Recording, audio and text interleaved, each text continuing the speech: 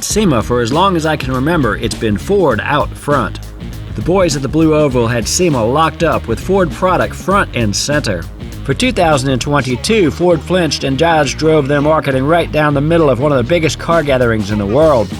This is Robert Wolf reporting from the center of the Mopar world for the first weekend of November 2022, the SEMA show in Las Vegas, Nevada.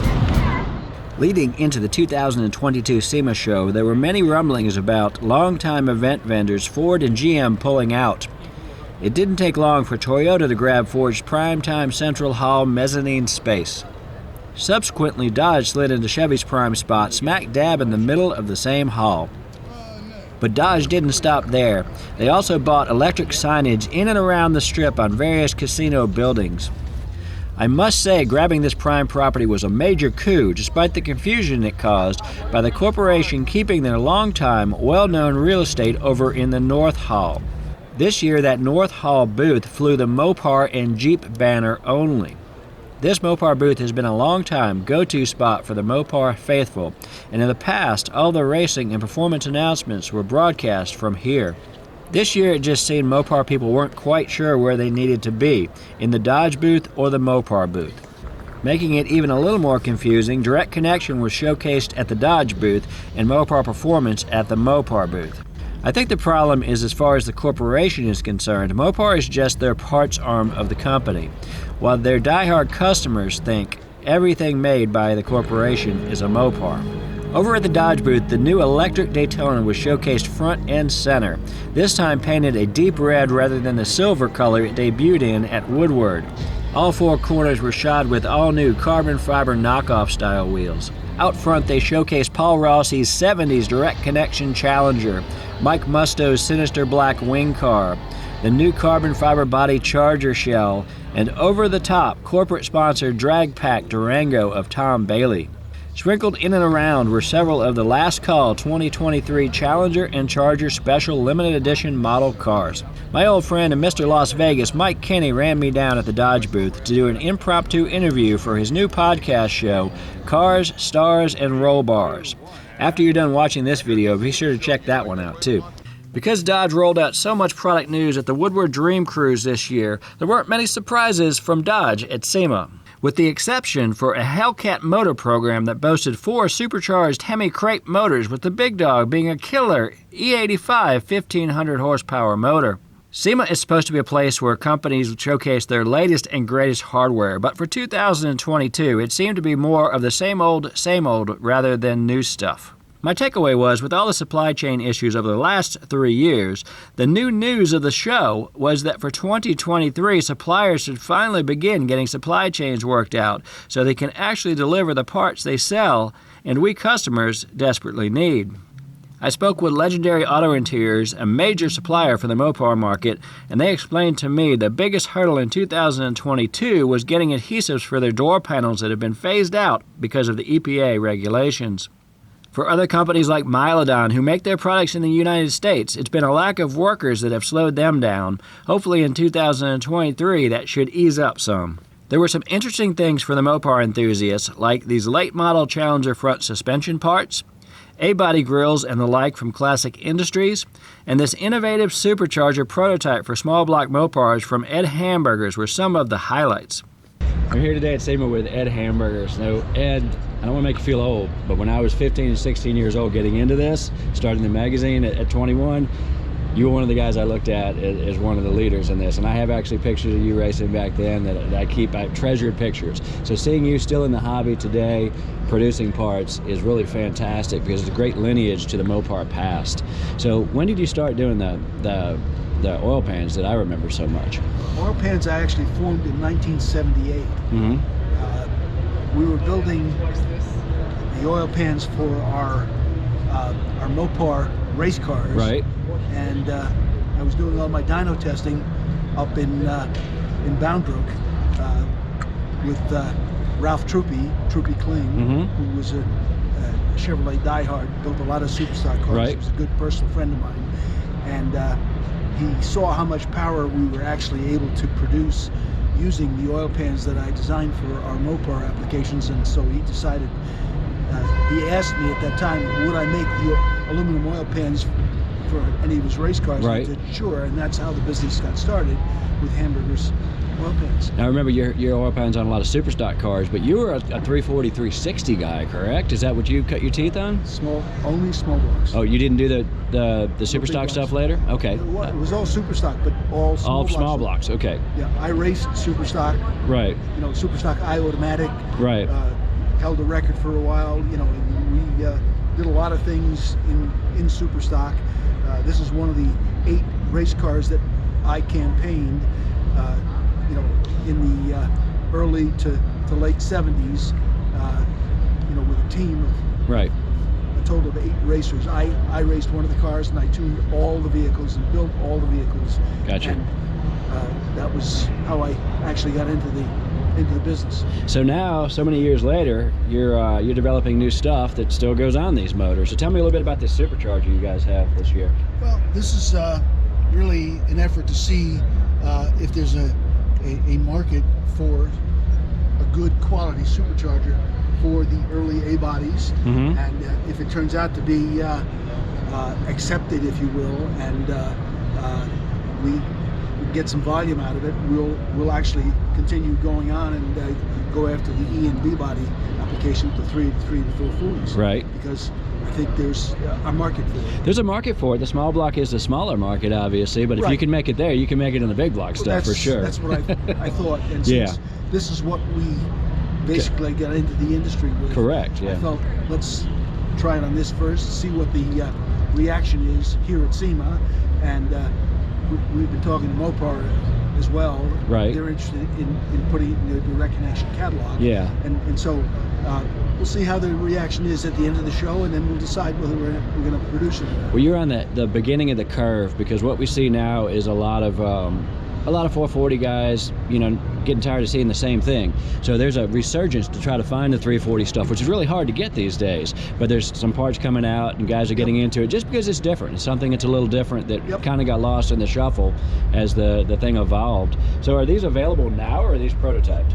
This is a prototype. Okay. This is the one and only. The one and only. Okay. I see a time slip in the front. What did this thing run? 994, I think. Okay. And back in the day, without the supercharger. Without the supercharger. Okay. So you haven't run it with this yet. No. Okay. Are you planning on doing that soon? Eventually. Okay.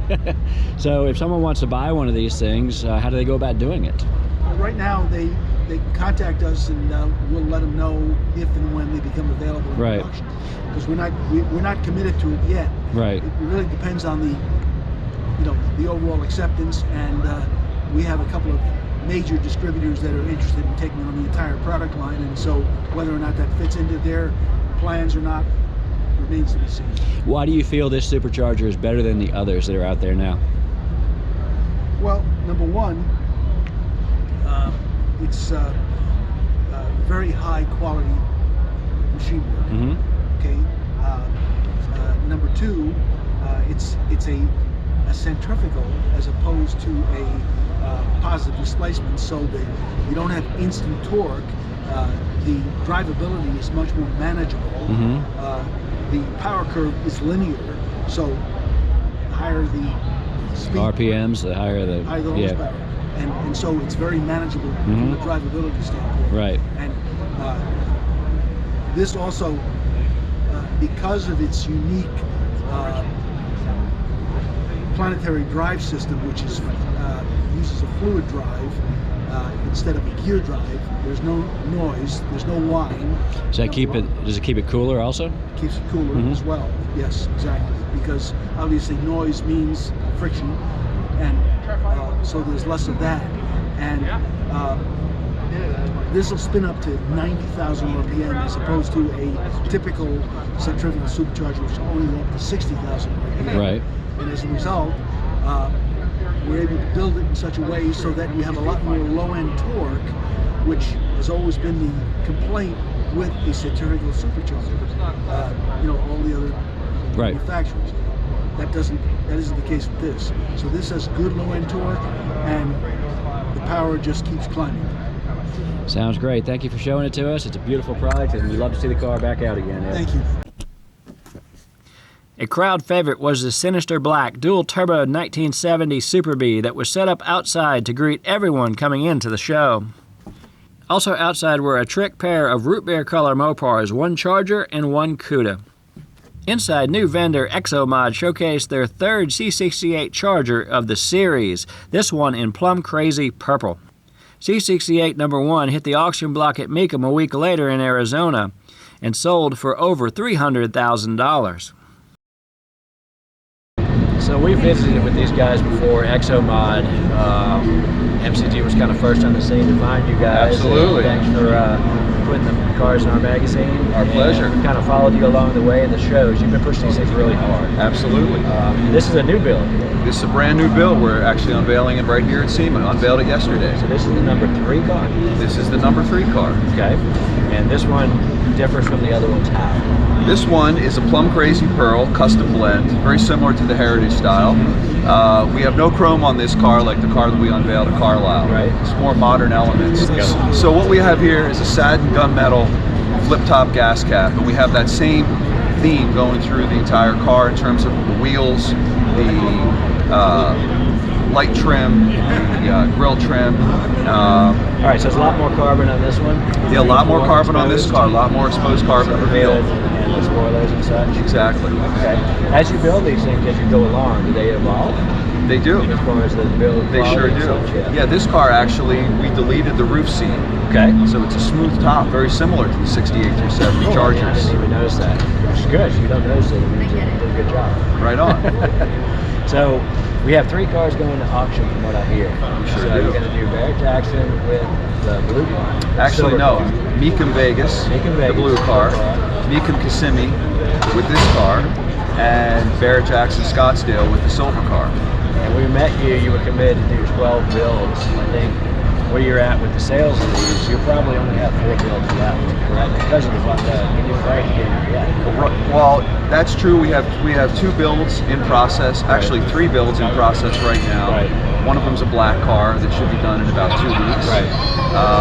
And after that, we only have basically 3 builds left. Right. So if you want a custom one built to your specs, you know, it's either now or never. This is it. So This is it. Yeah. So I mean, as you've seen, the gas motors are going away. You can't get any more cars if you want to get any more cars. No. You said the allocations are all sold for 2023. They sure are. So you know, this is your chance if you want a 68 Charger on a new car. It's not gonna be there next year. No, no, it's not. No, it's not. We can also do a 69 as well. Yep. So reach out to these guys, ExoMod, and get your car getting built because it's a once-in-a-lifetime chance. If I was going to pick a most significant Mopar of SEMA 2022, it would have to go to Dodge's new Daytona concept. Whether you like electric cars or not, this marks a monumental change in Mopar performance cars and a huge risk for corporate Dodge to partake in. Best Mopar truck was hands down this amazingly crafted Dodge van built by the Goolsby shop. Between the seats was a new-gen Hemi, but the trickiest part that blew me away was the hinged windows all the way around. Best of show was also an easy pick. Actor and comedian Kevin Hart's black Roadrunner build quality was just stunning. I was told he gave the shop that built this car virtually an open checkbook to craft this one-of-a-kind bird, and it absolutely shows.